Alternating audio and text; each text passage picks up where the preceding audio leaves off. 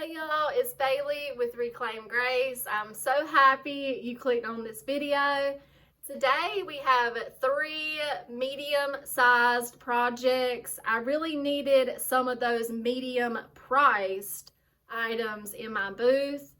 They seem to sell very well, and if I keep the price range between $45 and $100, they seem to sell pretty well for me. So either way, I'm really excited about all 3 projects today. I love how all 3 of them came out, but I'm saving my favorite for last. Y'all let me know which one is your favorite, and we're going to get started right now. I hope everyone is doing wonderful today. Our first project is this sad little side table. My mama picked this up for me for $5. I love those spindle legs, but as you can see where I'm pointing at right here, it has this large gap on all 4 legs. I'm really not sure what that's about. And our top up here is lifting up. It's got some serious veneer damage on the top. And it's just a sad little table right now that we are going to start fixing up. I want to fill in these areas, and I'm going to start by just adding some Titebond Quick and Thick, spread that glue around, make sure it's hitting all the contact. Then I'm going to roll out some air dry clay and just push it in that void. I'm going to take my time, kind of overfill it a bit so we can sand it back later. And I'm just going to keep on filling that void in until it's all the way filled up. I figured air dry clay was the best method to do this. It was pretty simple, but you can always use wood filler or Bondo, but the clay sands a whole lot easier than Bondo would. Now I'm taking a clay tool, a pack I've picked up from the Dollar Tree, and I'm just going around the curves and the spindle areas to create these same grooves as the spindle.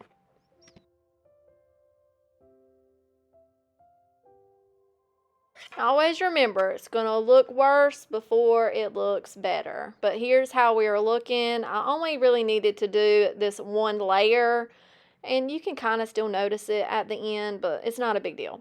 Okay, moving on to the top. This veneer was popping up, so I'm going to get rid of all the loose pieces. I'm just going to use a plastic spatula thingy and my fingers to peel that up. And then the corner that's lifting up, I'm just putting some glue on a piece of paper and shoving that glue in that crack. A glue syringe would have came in handy, but I don't have any of those. And y'all, my face stays in this video, so I apologize for that. So now we got the loose veneer off the top. I'm going to give it a quick sand just to get off any splinters, and then we're going to start mixing up our Bondo to fill in where we just pulled off the loose veneer. I'm going to grab about 2 little scoops of Bondo, and then I'm going to add a little line of the blue hardener. We'll mix that together until it becomes a solid color, and then we're going to start applying it pretty quickly. This stuff sets up in a matter of minutes, so you really got to work fast. Try not to mix up too much at one time. Just going to apply it up there pretty quickly, and then I'm taking a large popsicle stick to try to smooth it out. Within 20 minutes, it's ready to sand, and I'm going to come in with a pretty coarse grit sandpaper. I believe I have an 80 grit on right now, and we're going to start smoothing that out. While we are creating all the sanding dust, I'm going to go ahead and sand the spindles really well around the clay area, and I'll even fold up a piece of sandpaper to go in the grooves to get any excess clay out. When you're sanding the spindles, a foam abrasive pad, like a little squishy piece of sandpaper, works well so you don't flatten out those round spindles.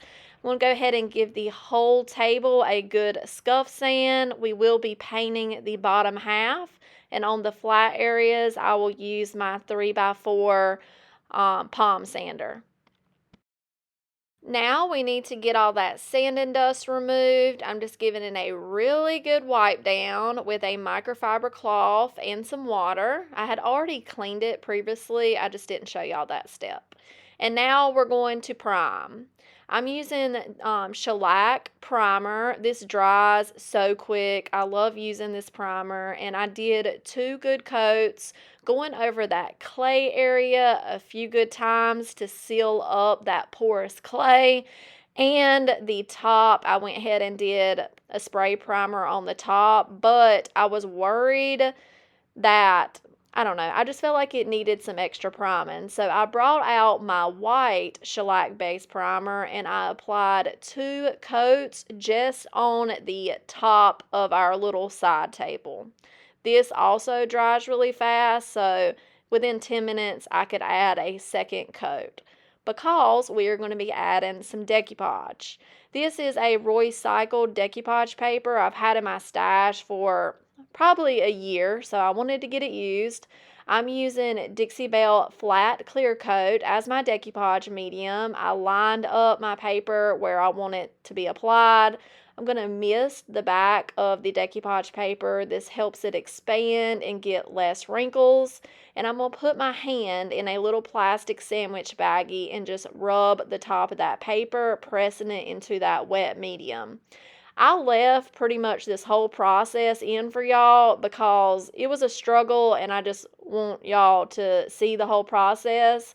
But once I get that starter strip down, I just peel back the decoupage paper and just continue applying about 2 to 3 inch strips of my decoupage medium, always misting that paper before I lay it back down, and I just keep on working in sections until I get the entire decoupage paper applied. Like I said, I struggled applying this paper for some reason, not really sure why, but I kept on getting a few wrinkles, and when that happens, you just have to be gentle and just lift the paper back up like you see me doing now, and then just try to work them out with that plastic bag. I was really going for an age look in the end, so a few wrinkles I didn't really care about, but most of the time, once that paper dries back out, a lot of the wrinkles will disappear. I don't really know how that works, but a lot of the little wrinkles will disappear. So I'm just going to continue applying this last corner, and then we're going to seal up the top of that paper with another layer of the Dixie Belle Flat Clear Coat. Then we're going to let it fully dry.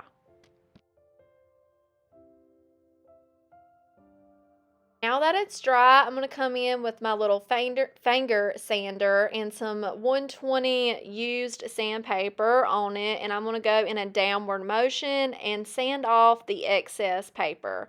This will give us a nice clean edge. I did have to come back in and sand the area like around the top of the table because I got some decoupage medium there and some of the paper stuck, but I'm just going to sand that off, and it wasn't like it ever happened. Now I flipped it upside down. I always like to start by painting my pieces upside down. This will help me get the legs well, and I'm using Bayberry by Fusion. This is an all-in-one paint, and this is a gorgeous darker green color. I'm using a pointed paintbrush. This helps go around spindles really well, and it's helpful for larger flat surfaces as well. I applied 2 coats all over, and that got pretty good coverage. And around this area right here, I'm really going to take my time to cut in around that decoupage paper, and if I happen to get any paint on the decoupage paper, it's sealed up, I can just come in with a baby wipe and wipe it off. Now my 2 coats of paint are dry. I'm going to come in and lightly sand the entire piece and come in with my finger sander and do a little bit of distressing around those spindles and around some of the corners.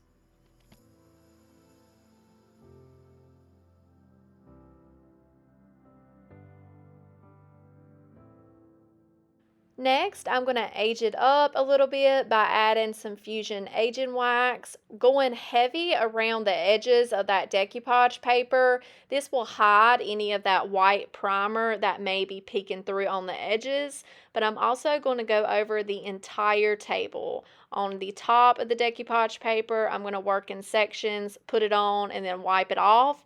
Then I will move on to the rest of the table, working that aging wax into the details of the spindles, and then working in sections and buffing off any excess wax. And that is it for this project. I love how it came out. It seemed like a difficult project, but it wasn't really. I had it done, I don't know, pretty quick actually. Here are those wrinkles I'm talking about that I could not get out for the life of me. Either way, I love how it came out. I'm going to price it for $45. When I sell pieces this size, if I price them at $45, they seem to sell pretty quick. Y'all let me know what y'all think about this makeover.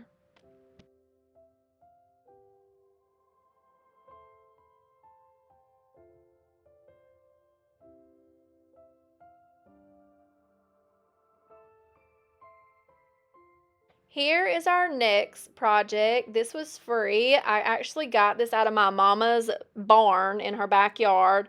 So it has been sitting in there for probably 10 years. It used to have a door on it. You can see the hinge right there, but the door went missing. It has some serious problems right here on the side. It's just chipping off. It's a huge splinter hazard. So I'm going to knock off this little apron piece right here and get rid of those 1x2 pieces. I don't know what they were for, but they had to go. So I just grabbed a hammer, knocked that off, and I'm going to come in with a broom first. I was terrified that there were spiders and stuff in here. So we're going to get rid of all the loose debris. And then we're going to come in with a pretty coarse grit sandpaper and get rid of all that splintering wood. Took my time here. I actually would turn my sander on the side so the corner would dig into the wood and really gnawed off all that rotten wood. And then I'm going to go ahead and sand the entire piece. Next, I'm going to mix up some Bondo, and I had to mix up a few different batches here, and we're going to start filling in that area that had the gouges and the wood splinter area. So I got all the splinters gone, but now there's just chunks missing. So I'm going to take my time filling that in. I'm going to get the flat areas first, and then I'm going to work on rebuilding this corner. You can see I'm just trying to place the Bondo there. This does not have to be pretty. Just put the product up there and it will take a few batches, and after it dries for a little while. So here's my first batch. It wasn't looking that great. I gave it a sand, smoothed out what I could, and then I can reassess and apply more to build up that corner even further. This is after the second time going in with the Bondo, and now it's looking pretty much brand new. I'm going to just sand that area flat, round over that Bondo just a little bit so it's not too sharp, and look at that corner, that edge. It looks perfect. I was so proud of myself for fixing this, y'all.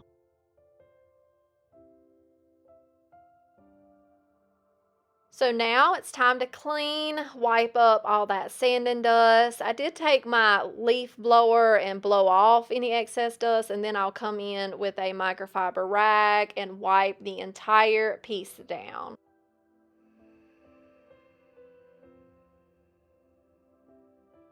Now we're going to prime, seal up that raw wood, seal up all the Bondo areas. I did 2 coats of the primer. I let that dry for about an hour after the second coat, and then, I did spray the inside as well, sealed up the raw wood on the inside. Now I'm going to come in with DIY Cottage Color Juniper. I've had this paint in my stash for a while and honestly just wanted to get it used up. This is going to be a base layer. I'm going to apply 2 coats of juniper all over. I want to do a chippy or old finish on this little cabinet, and I don't want that Bondo to come through. I want this green pretty paint to come through. I'm only painting the outside of the cabinet. I'm going to leave the wooden shelves in the inside alone.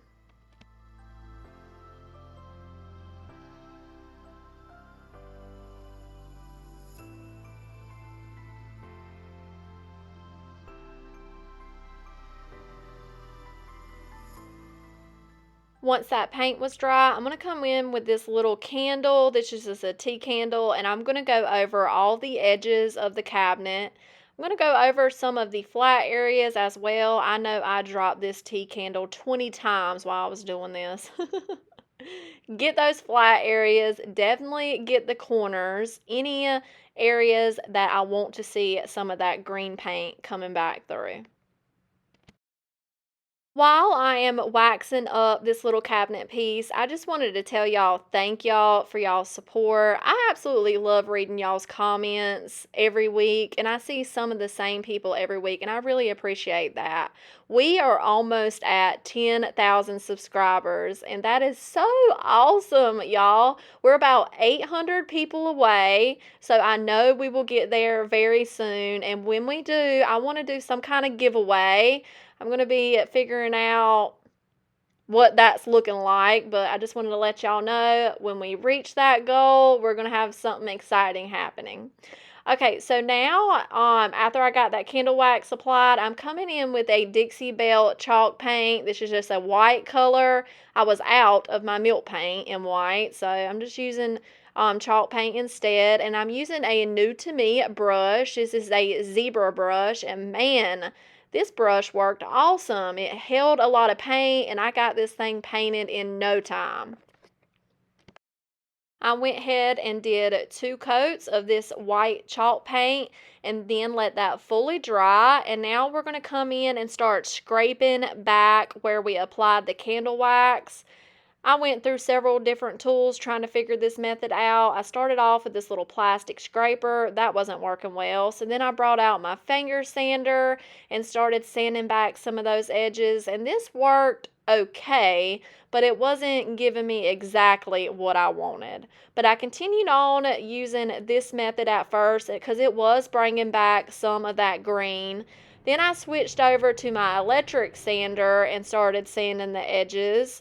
And this was bringing back too much wood, but I did this for a little while, and then I broke out my carbide scraper tool, like a paint scraper. I have this linked in my Amazon store if y'all are curious about it, but it's what you use to get like top coats and finishes off your piece, and I just started scraping the heck out of this paint. And this was the method of choice. This worked really well. I was getting the look I was going after, and I just did this over the entire cabinet.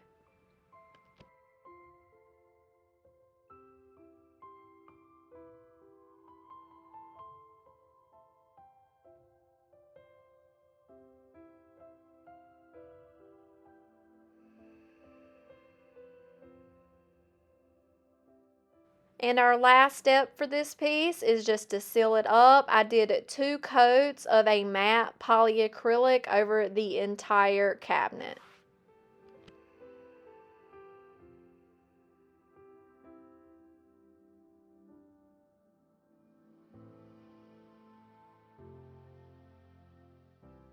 And that is all for this piece. I absolutely love how this one came out. My mama came over and seen it, and she was like, oh man, I want that back now. I'll give it back to her if she really wants it. But if she doesn't, I'm going to price it for $99. And I think it will sell pretty quickly, especially for the summer season. It's a perfect little garden, storage situation. Y'all let me know what y'all think about this project. I love it. A little side note, something I would have loved to add to this little cabinet is a transfer. The IOD Ferns Botanical Transfer would have looked so good on this cabinet. But I was out and IOD was out, so it just wasn't going to happen.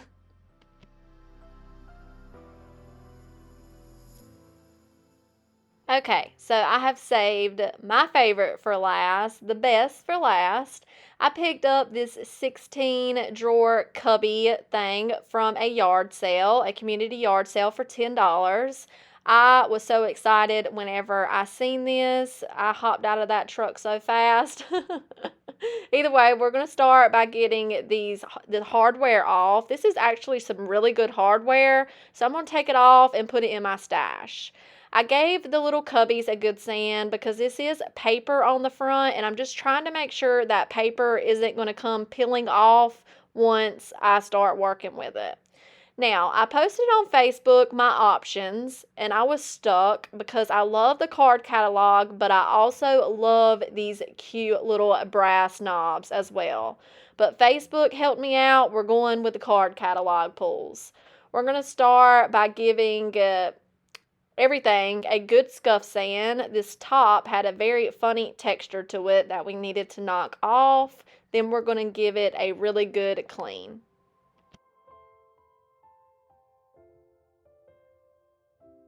Then we're going to prime with some shellac spray primer. I did 2 coats on the entire surface, leaving those drawers in place. That worked out pretty handy. While that primer is sitting up, I'm going to mix up some milk paint. I'm going to do 2 scoops of basil with 2 scoops of olive, and just future Bailey here, I end up changing the paint color. I'm going to mix this up very well, incorporate all the dry ingredients with the water, and I'm going to let that sit up and thicken for about 10 to 15 minutes. Then I'm going to break out that piece of candle again and rub it along the edges of our little cubby storage and along some of the flat areas as well. I'm not going to rub any candle wax on the cubbies though. I removed the cubbies, and now we're going to start adding our first layer of milk paint. This is a gorgeous green that I mixed up. It's just not the green I was going for, and I realized that whenever I made it to paint in the cubbies, but I went ahead and finished this coat, just applied the first layer of milk paint all over, and I actually laid the piece down when it came time to painting the little stiles and rails situation, trying my best not to have too much paint on my brush so it didn't flow into the little openings from the cubbies.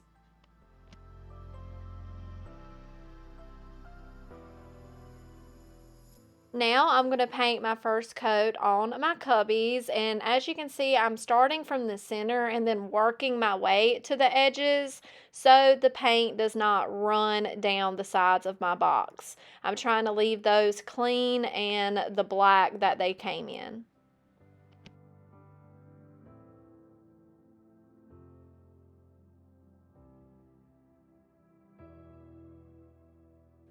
So here is my second mixture. I'm going to try again. I'm doing 2 scoops of in the pickle and 2 scoops of basil. I mixed that up dry just to see what it was looking like, and I'm liking this a whole lot better. This is more of the vision I had in my head.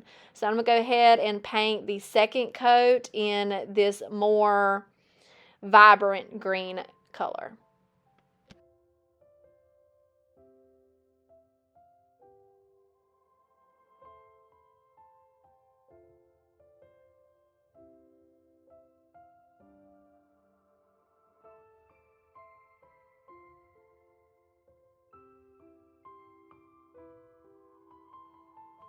And we got some gorgeous crackle all over this piece, but not too much because I was worried about some of the paint chipping off on the drawer fronts, but we just got some crackle, and where we put the wax, I'm going to come in with some sandpaper and pull back some of that wood.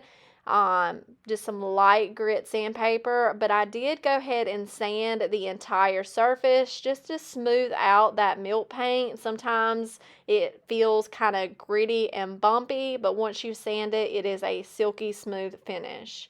Got rid of that sanding dust, and now we're going to come in with our dark oil wax. I love this product. You can tell by the bottle it is well used. I just dump it on the surface and spread it around with a chip brush, something I don't care about and that I can throw away because this product is hard to clean out of your brushes. And we're going to apply this in an even motion all over the surface, and we're going to let it sit for about 10 to 15 minutes to soak into that milk paint. I've had some questions recently about this dark oil wax, if it stinks, and it does have a smell to it, but I would not consider it a strong smell at all. Like, it doesn't give me a headache or anything like that. Once I let the product sit on the surface for about 15 minutes, I'm going to come in with a couple blue shop towels and wipe off any excess oil. Now it's time to add our hardware. These card catalogs are going to work perfect. They're going to cover up that hole. I was not about to fill in all those holes. You could have, but I just didn't find it necessary. Comes with these little screws. These are in my Amazon store if y'all are interested. I think it came in a pack of 20 for like $9. I thought that was a really good deal. I'm going to use a small drill bit to drill a pilot hole, and then a small Phillips head screwdriver to attach my screws. I did not measure these. I just centered the opening of the card catalog pull with the hole on the cubby, and they all seem to work out pretty even. Now I'm going to cut out some paper. This is just some cardstock paper. I have a little template here that I'm going to use to cut 16 pieces. I thought about aging these pieces of paper up with some coffee, like coffee stain them, but once I stuck them into the slots, I loved how bright white they were. One of our last steps is to add some numbers to our labels. I'm going to use the Apothecary label stamp. This is one of Iron Orchid Designs miniature stamps. I'm going to use the numbers right here. We'll pull out my paper, line up my numbers. I'm going to use that little backer sheet as my thin mount. Ink up the back of the letters and center it the best I can. My letters were almost too big, but it ended up working out perfectly.